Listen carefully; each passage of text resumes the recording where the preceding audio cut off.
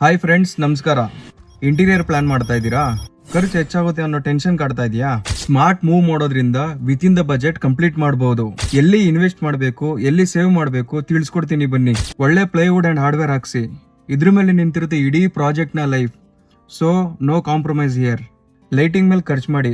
ಸರಿಯಾದ ಲೈಟಿಂಗ್ ಮಾಡಿದ್ರೆ simple design ಕೂಡ ಪ್ರೀಮಿಯಮ್ ಆಗಿ ಕಾಣೋದು ಖಂಡಿತ. ಈಗ ಎಲ್ ಸೇವ್ ಮಾಡೋದು ನೋಡೋಣ.